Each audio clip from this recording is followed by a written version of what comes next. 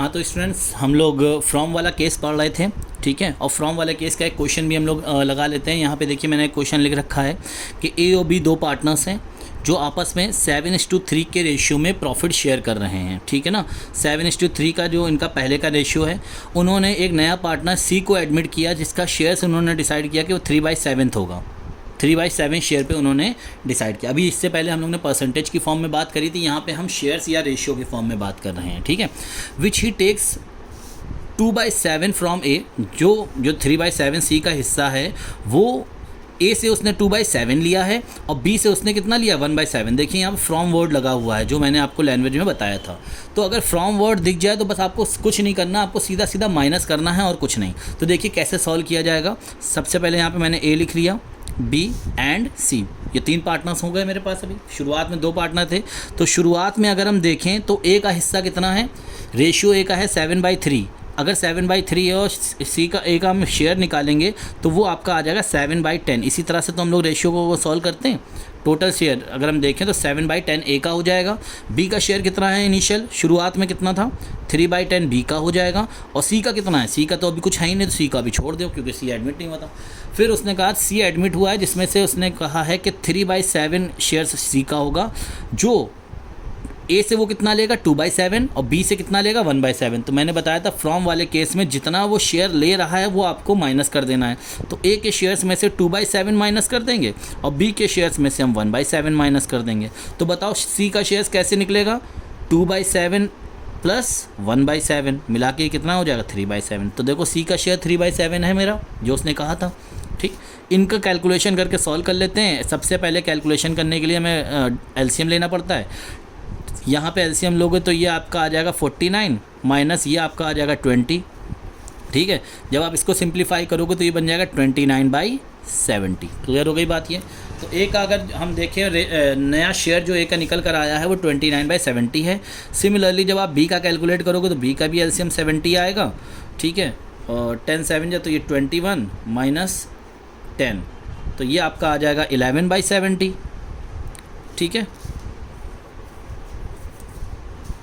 और इसका तो हमने निकाल ही लिया है 3/7। तो जब तीनों के शेयर्स पता लग जाएं तो हम रेशियो भी निकाल लेंगे। रेशियो हम लोग ने ए बी सी करके लिखते हैं, ठीक है। तो ए का कितना हो गया 29/70 हो गया ए का, बी का कितना हो गया है 11/70 बी का, और सी का कितना है 3/7। रेशियो की खास बात होती है कि डिनोमिनेटर में नहीं होना चाहिए कुछ, यानी फ्रैक्शन में नहीं हम लोग छोड़ते हैं।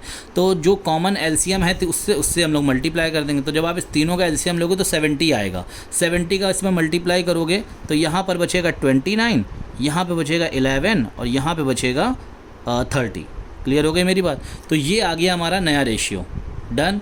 तो अगर हम न्यू रेशियो या एनपीआर जिसको बोलेंगे इस क्वेश्चन के अकॉर्डिंग, तो एनपीआर ये आ गया मेरा। अब ज़रा सैक्रिफाइसिंग रेशियो बता दो कितना होगा। सैक्रिफाइसिंग रेशियो, अगर हम सैक्रिफाइसिंग रेशियो की बात करें तो बताओ ए ने कितना सैक्रिफाइस किया है। ए ने सैक्रिफाइस किया है 2/7। तो ए और बी के अगर हम सैक्रिफाइस रेशियो की बात करें तो 2/7 ए ने सैक्रिफाइस किया, 1/7 बी ने सैक्रिफाइस किया। तो बताओ रेशियो क्या हो जाएगा, इनका रेशियो हो जाएगा 2:1। समझ में आ गई बात आप लोगों को। तो इस तरह से हमने ये वाला क्वेश्चन किया। एक बार मैं फिर से आप लोग को बता देता हूँ कि ए और बी दो पार्टनर्स थे जो पहले 7:3 के रेशियो में प्रॉफिट शेयर कर रहे थे। उन्होंने तीसरे पार्टनर सी को एडमिट किया जिसका शेयर 3/7 है, जो ए से वो ले रहा है 2/7 और बी से वो कितना ले रहा है 1/7। तो यहाँ पे फ्रॉम वर्ड लगा है, जब फ्रॉम वर्ड आपको दिख जाए तो आप सीधा समझो जो शेयर है वो आपको माइनस कर देना है। तो सोल्यूशन देख लेते हैं इसका। ए का इनिशियल शेयर कितना था, इनिशियल शेयर था 7/10, यानी शुरुआत में कितना हिस्सा था ए का 7/10। उसमें से मैंने 2/7 माइनस कर दिया क्योंकि वो ए से 2/7 ले रहा था। सॉल्व करा तो 29/70 आ गया। इसी तरह से बी का हिस्सा कितना था शुरुआत में, बी का हिस्सा था 3/10, ठीक है। उसमें से बी से वो कितना ले रहा है 1/7 ले रहा है, तो बी का मैंने 1/7 माइनस कर दिया, तो ये आप क्या आ गया 11/70। तो सी का हिस्सा कितना हो जाएगा 2/7 प्लस 1/7 मिला लो 3/7 हो जाएगा। जब ये तीनों का न्यू शेयर्स हमको पता लग गया तो मैंने रेशियो भी कैलकुलेट कर लिया, और रेशियो में हमको पता है कि फ्रैक्शन में चीज़ें नहीं होनी चाहिए। तो यहाँ पे हमने एलसीएम लिया, एलसीएम से मल्टीप्लाई कर दिया, तो जो मेरा न्यू प्रॉफिट शेयरिंग रेशियो आया वो ये आ गया। साथ ही साथ एक चीज़ और भी कैलकुलेट करनी पड़ती है जिसको हम लोग बोलते हैं सैक्रिफाइसिंग रेशियो। तो सैक्रिफाइसिंग रेशियो कितना बताओ, ए ने कितना सैक्रिफाइस किया 2/7 और बी ने कितना सैक्रिफाइस किया 1/7। लो भाई निकल कर आ गया ये चीज़। क्लियर हो गई बात ये आपको, ठीक है। ओके, तो ये था फ्रॉम केस, और फ्रॉम केस कैसे किया जाता है ये आप लोगों ने सीख लिया। अब हम बात करते हैं ऑफ केस के बारे में। जो दूसरा केस है हमारा, दूसरी लैंग्वेज जो यूज़ होती है, ठीक है, वो है हमारी ऑफ केस। आइए ऑफ केस को भी समझ लेते हैं। ऑफ का मतलब मैंने बताया था का, ठीक है।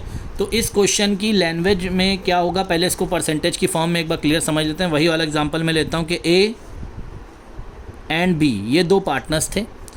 ए 60% शेयर ले रहा था और बी 40% शेयर ले रहा था, ठीक है। एक नया पार्टनर आया सी, एक नया पार्टनर इंटर हुआ सी ने हमसे कहा कि मैं 1/5 ऑफ ए के हिस्से का 1/5 लूँगा एंड 1/4 ऑफ बी के हिस्से में से मैं कितना लूँगा, 1/4 लूँगा, ठीक है।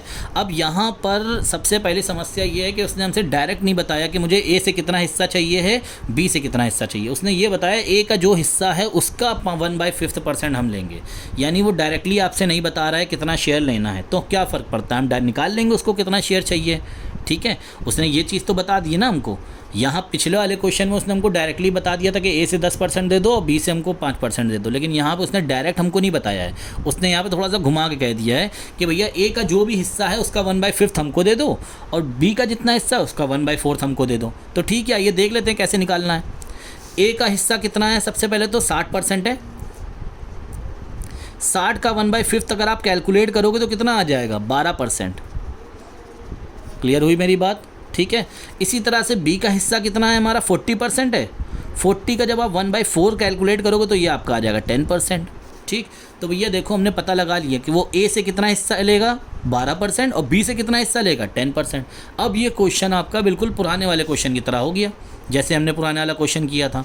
हमको बस शेयर ही तो नहीं पता था, अब शेयर पता कर लिया। तो वो ए से कितना ले रहा है, -12%, बी से कितना ले रहा है, -10%। तो बताओ सी का प्लस का 22% नहीं हो जाएगा। क्लियर हो गई मेरी बात, ठीक है। तो बताओ ज़रा न्यू प्रॉफिट शेयरिंग रेशियो कितना हो जाएगा इनके अकॉर्डिंग। 60 था पहले, उसमें से 12% उसने सी को दे दिया तो कितना बचा इसका, 48%। 40 था इसका पहले, उसमें से 10% उसने दे दिया तो ये कितना बचा, 30%। और सी का कितना हो जाएगा, 22%। तो ये देखिए न्यू प्रॉफिट शेयरिंग रेशियो निकल आया। तो ये ऑफ वाला केस आप लोग को क्लियर हुआ। ये हमने परसेंटेज की फॉर्म में समझा है, अभी हम इसको रेशियो की फॉर्म में भी समझ लेंगे, ठीक। सेक्रीफाइस रेशियो अगर मैं पता लगाना हो तो देखो सेक्रीफाइस रेशियो यहाँ दिया तो है, तुमने निकाल तो लिया था सेक्रीफाइस।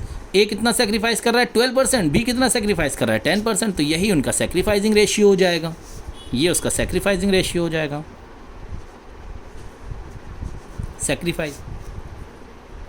तो ऑफ वाला अगर केस है तो उसमें न्यू प्रॉफिट शेयरिंग रेशियो कैसे निकालना है, सेक्रीफाइसिंग रेशियो कैसे निकालना है, वो आपने सीख लिया अच्छे से, ठीक है। ये तो हुआ इसका समझने के लिए। अब हम इसको एक क्वेश्चन को लगाते हैं जिससे कि और क्लियर हो जाएगा कि अगर ऑफ वाला केस आए तो उसे हमें कैसे सॉल्व करना है। मैं एक बार फिर से इसको क्लियर कर देता हूँ, एक बार समझ लीजिए। ऑफ का मतलब होता है का, ठीक है। तो यहाँ पे ए और बी दो पार्टनर्स थे जो 60% और 40% प्रॉफिट शेयर कर रहे थे।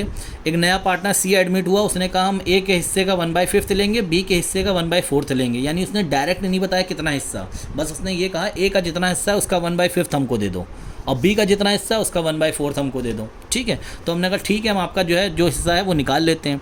तो ए का जो पहले हिस्सा था वो 60% था, 60 का 1/5 निकाला तो 12%, यानी वो ए से 12% लेगा। और बी का हिस्सा 40% था, उसका 1/4 निकाला तो ये निकल कर आया 10%। तो बी से वो कितना लेगा, 10% लेगा। जब हमको उनके शेयर पता लग गया तो फिर हमारा क्वेश्चन बिल्कुल वैसा ही हो गया फ्रॉम वाले केस की तरह। तो ये 12% ए के हिस्से में से माइनस कर दिया, 10% मैंने बी के हिस्से में से माइनस कर दिया, तो हमारा सी का निकल कर आ गया तीनों का। तो NPR निकल कर आ गया मेरा, डन, ठीक। नेक्स्ट वीडियो में हम इसका एग्जाम्पल भी लगा के आपको शो कर देंगे जिससे कि और अच्छे से क्लियर हो जाए। Thank you.